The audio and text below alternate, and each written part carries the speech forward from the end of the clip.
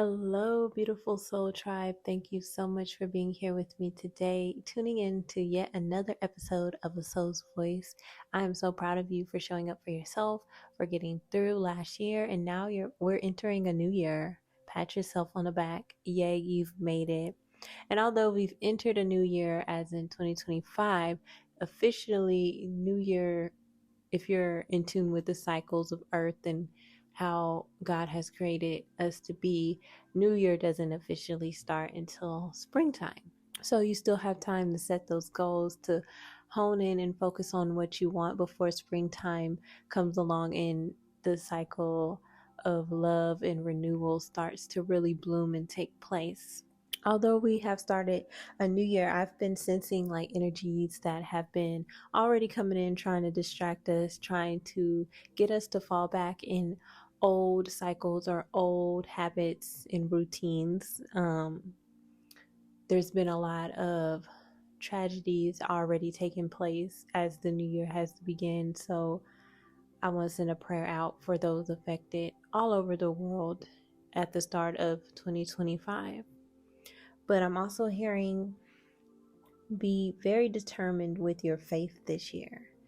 Don't be easily distracted by external circumstances or even the internal distractions that we face sometimes when we go into I'm seeing a funnel, like funneling downwards the thoughts, lowering our energies when we go into those negative thoughts of darkness, thoughts that disconnect us from the love that is always surrounding us. Love is always surrounding you. And that's kind of why I wanted to get on here and share a message today about the divine matrix and how we are so loved and how we are so taken care of, to the point where all we have to do is ask. Ask God, ask your angels, your spirit team to come in and help you see further than what you see, because we have a very limited mindset. And a lot of times, even when we're planning for future events, we're still limited in our perception of how those future events will play out or what's going to happen. So 2025 is the year to really fall deeply, deeply into your faith and trust in that you are taken care of by God. God wants nothing but goodness for you. Two questions that I have hanging up for 2025, and I'm going to keep it with me, near me, on my phone whenever I'm out and about and away from home. And these two questions are: what do I need to focus on today that adds to my success tomorrow? Excuse me.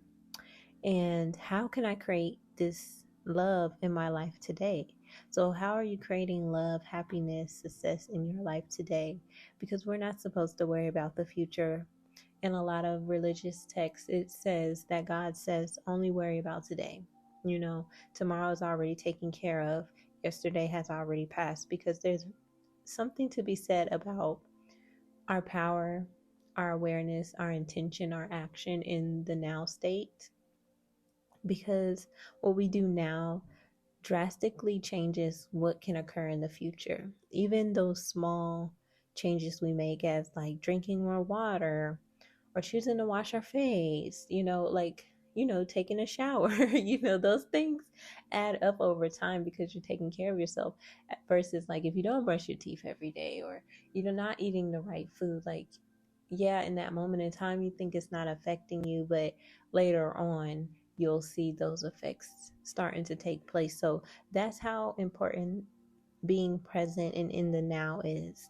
And when you find yourself being distracted and pulled into multiple directions in the now, that's a clear sign that you need to take a step back. More than ever, take 3 deep breaths and just, oh, okay, what do I need to focus on today? What is adding to my love today? What is adding to my success? What is making me happy? What is making me feel nurtured? And when you are able to know and trust that God, Spirit, the angels are out there working on your plan, your journey, your route to take in life, there is a sense of security that abounds the earthly sense of security. Because everything we have in life is an illusion. Like, it can all be taken away. The only thing that cannot be taken away from you is your energy, your focus, and what you choose to do with it.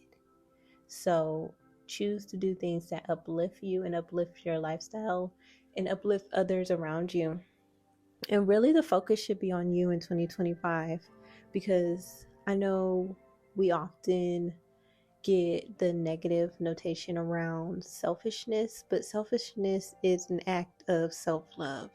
When you're able to pour so much love into yourself and take care of yourself and nurture yourself, you want to be able to go out and do that for others. So when you do it with yourself, you start to have an overflow of just feeling great and happy, that you want to go be happy with your friends, your family, strangers. Is you want to spread the happiness, the love. So don't feel bad about having to say no sometimes, and set those firm boundaries, because we can't give from an empty cup. And that saying is so deep.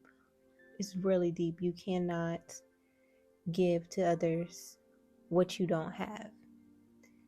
And you have to remember that. Let's see. What else do I have here? It's important to listen to yourself this year and pay attention to what sparks you.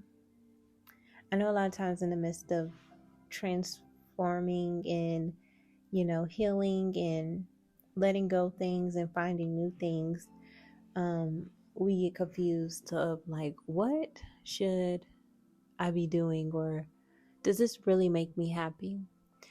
How to know if someone or something makes you happy is really to be in tune with yourself, because anything that makes you happy is easy to do. Like, you want to do it, you want to continue to do it, you enjoy it. It's like a feeling in your heart.